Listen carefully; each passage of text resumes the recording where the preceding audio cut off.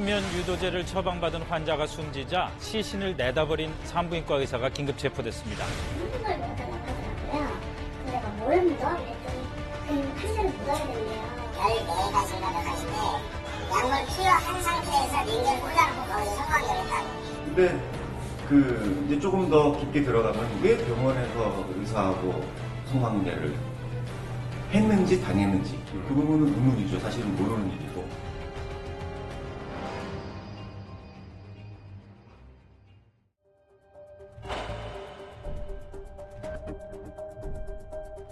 갑자기 이제 새벽에 이제 애 아빠가 들어온 거죠.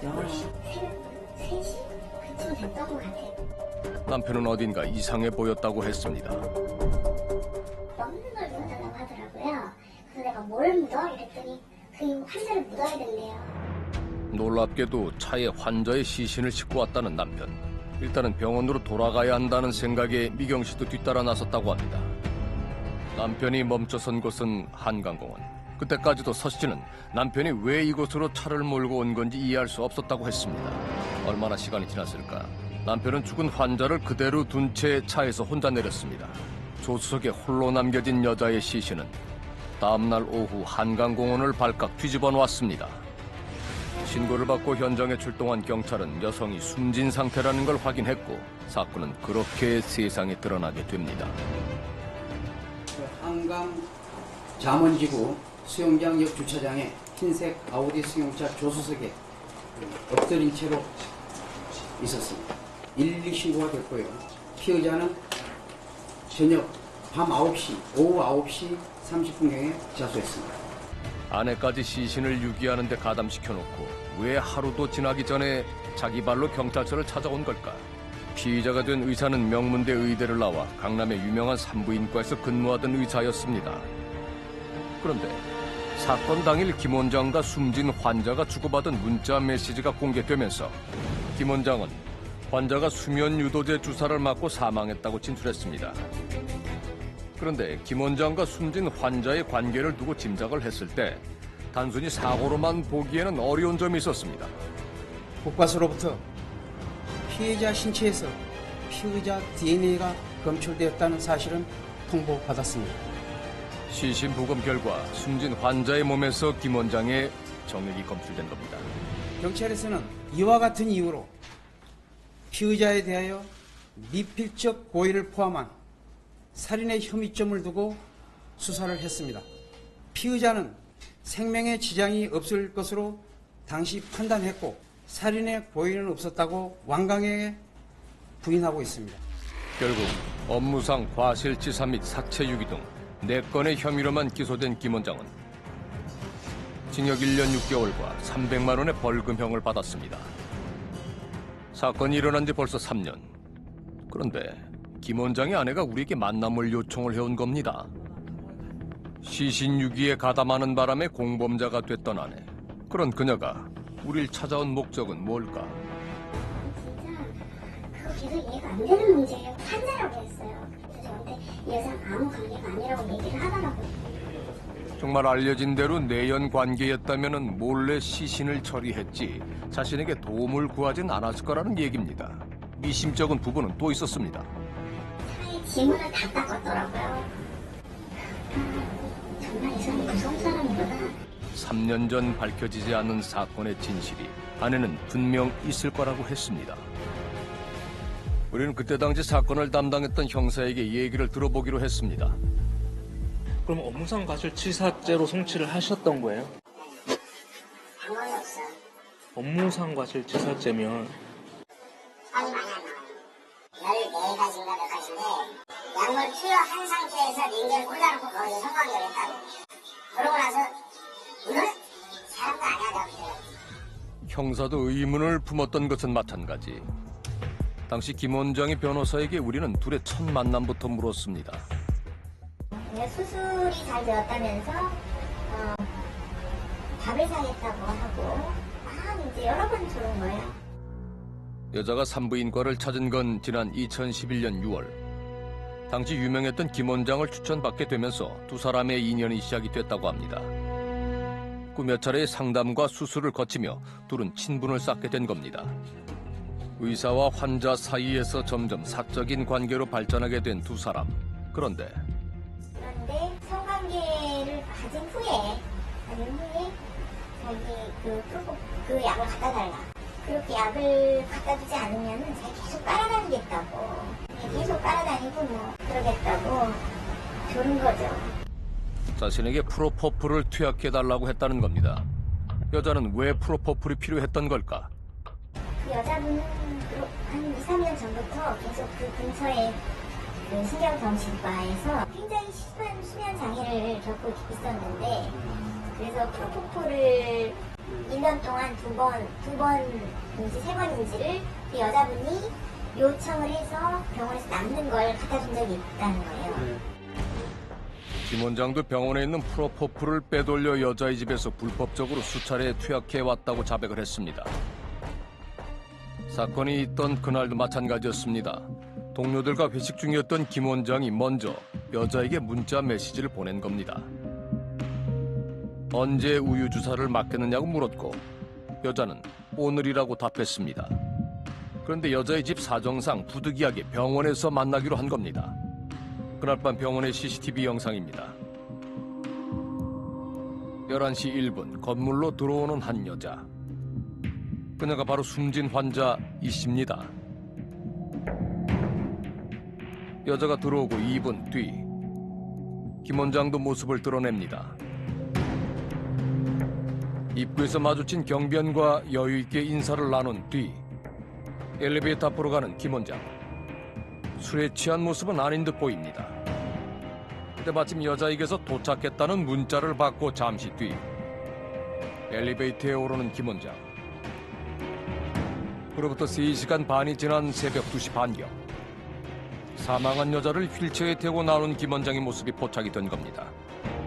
평소처럼 여자는 침대에 누웠고 김 원장은 여자에게 우유 주사를 투약하기 시작했다고 합니다.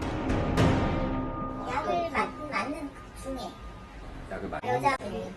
여자분이 하자고 해서 했다. 약을 맞는 중에? 평소처럼 관계를 가진 뒤 두 사람은 잠이 들었다고 합니다. 그런데 새벽 2시경이었습니다. 먼저 잠에서 깬 원장이 여자에게서 이상한 낌새를 느꼈다는 겁니다. 하지만 때는 이미 늦은 상태였고 당황한 나머지 시신부터 수습했다는 김 원장. 평소와 다름없었는데 여자는 왜 사망하게 된 걸까? 시신 부검 결과 뜻밖의 사실이 확인이 됐습니다. 여자의 몸에서 무려 13가지 약물이 검출이 된 겁니다. 그런데 검출된 약물 중에 프로포폴은 보이지 않았습니다.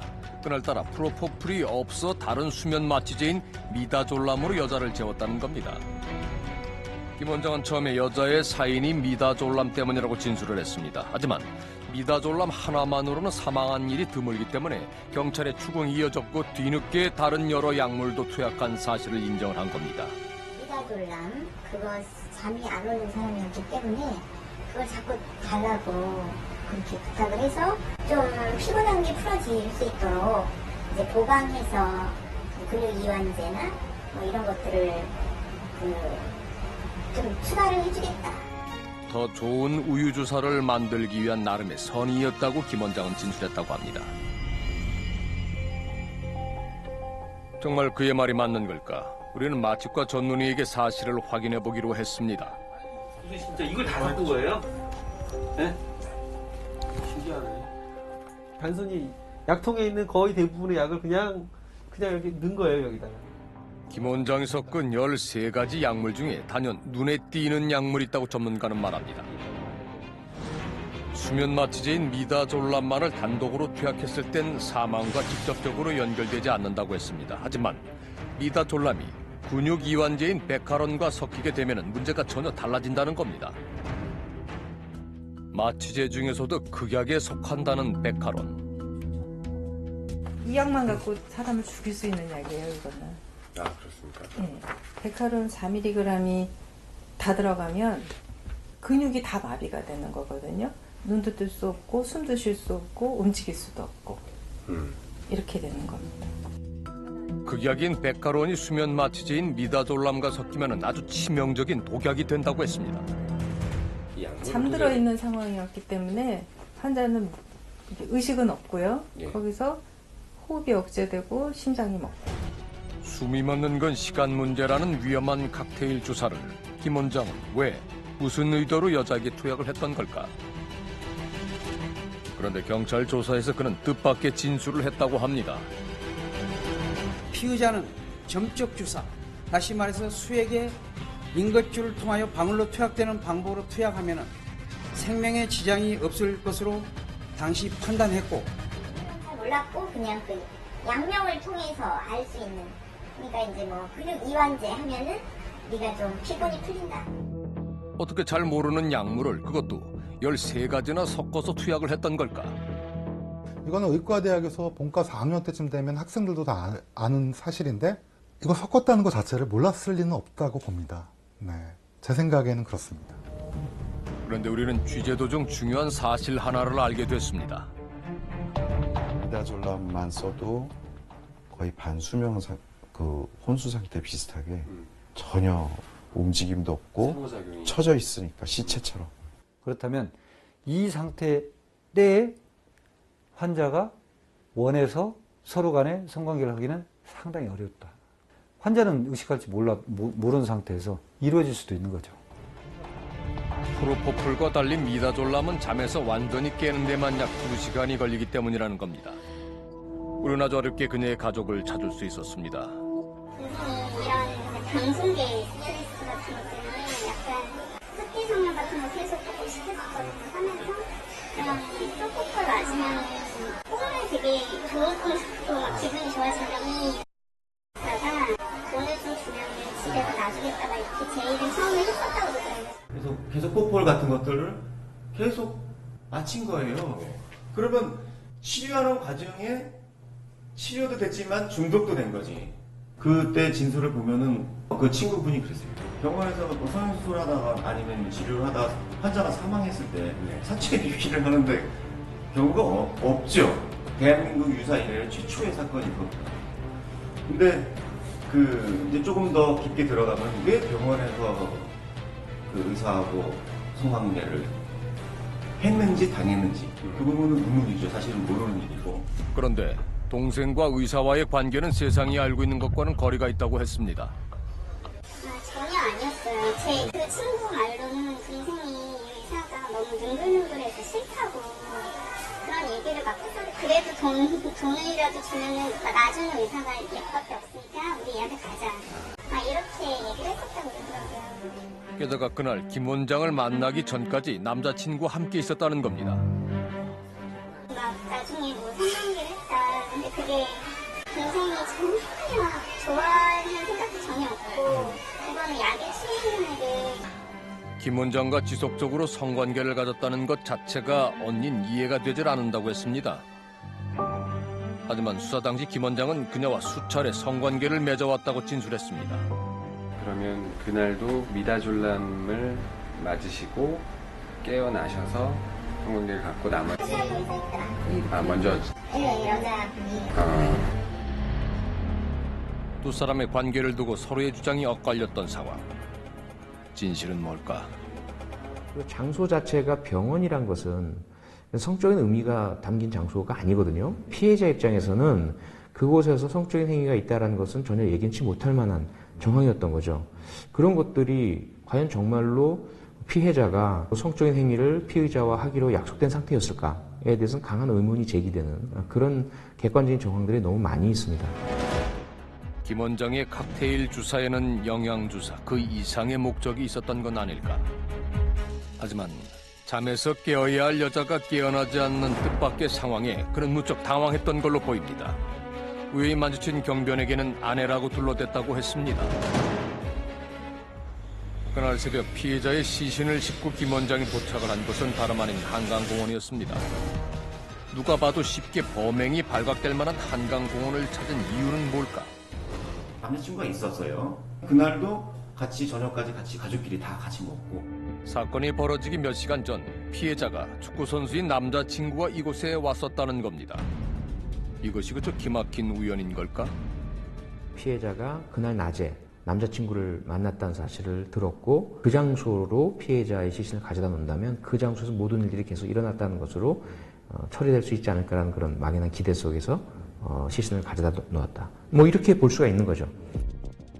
그렇다면 김원정 아내가 우리에게 들려줬던 얘기를 다시 한번 들어보겠습니다. 나중에 그 진술이라고 보니까 거기서 차의 지문을 다 닦았더라고요. 지문을 다 닦았어요? 네, 다 닦았어요.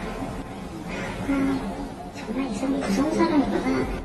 침착하게 자신의 흔적을 지웠다는 김원장. 하지만 절대로 지울 수 없는 흔적 하나가 남아 있었습니다. 피해자의 시신에 남겨진 자신의 정액. 그건 자신이 어떻게 할 수 없었고 이 상태대로 있다가는 나에게 최악의 결과가 올 것이다라는 판단이 내려졌던 거죠. 결국 평소 알고 지내던 변호사에게 조언을 구한 뒤 그 즉시 경찰서를 찾아간 겁니다. 당시 수사에서는 어떤 것들이 밝혀졌을까? 미다졸람 왜 넣으셨어요? 릴렌즈 놔달라 그랬는데 왜 미다졸람 넣고 왔어요? 왜 그랬는지 공개에 대한 설명이 전혀 안 돼 있거든요. 중에 관계를 내렸다는데요. 수많은 질문과 의혹이 있었지만 아무도 그에게서 제대로 된 대답은 듣지 못했습니다. 그러면은 영원히 의사를 하실 수 없는 그런 건가요? 아니면은? 아니죠. 3년 후에 다시 재발급. 3년 후에. 신청을 해야 돼요. 그의 행적이 드러난 곳은 경기도에 위치한 어느 요양병원이었습니다. 그 선생님, 약 특파사가 우리 선생님 그 자리에 계셨었어요. 아, 그래요? 예. 의사 선생님이었어요? 예. 약물 관리를 잘못해 처벌받았던 그가 다시 약물과 관련된 일을 했다는 겁니다. 병원 사람들은 그의 과거를 몰랐던 것인지 궁금해졌습니다. 아니 제가 노골적으로 한번 여쭤본 적도 있어요. 어떻게 그렇게까지 하셨냐고 그랬더니 살다 보면 실수가 있지 않겠냐고. 우린 그에게 직접 만남을 요청해보기로 했습니다. 그날의 진실에 대한 답을 이제는 들을 수 있을까? 선생님, 저희가 그 2012년도에 있었던 일 때문에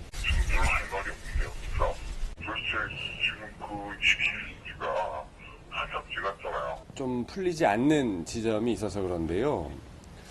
선생님, 그 고인되신 분과 성적인 관계 이런 게 있었던 게 정확하십니까? 그게 맞습니까? 실범죄나 이런 거는 전부 다 제가 충분히 이야기할 사람들한테 있고요. 아니, 그 약물에 대해서 알지 못하셨다는 게, 여보세요? 대답을 피하는 건 지금도 마찬가지. 동생의 재판 과정을 내내 지켜봤던 언니는 항상 같은 마음으로 법정에 섰다고 합니다. 나는 한 가지 문제고 집값이 제일 싫고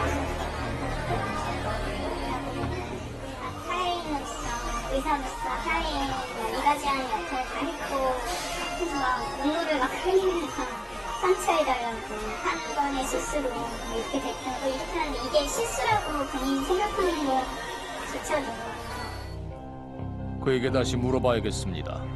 선생님께서 어떤 고민을 하고 계신지 좀 이거는 정확하게 여쭤봐야 될 것 같거든요.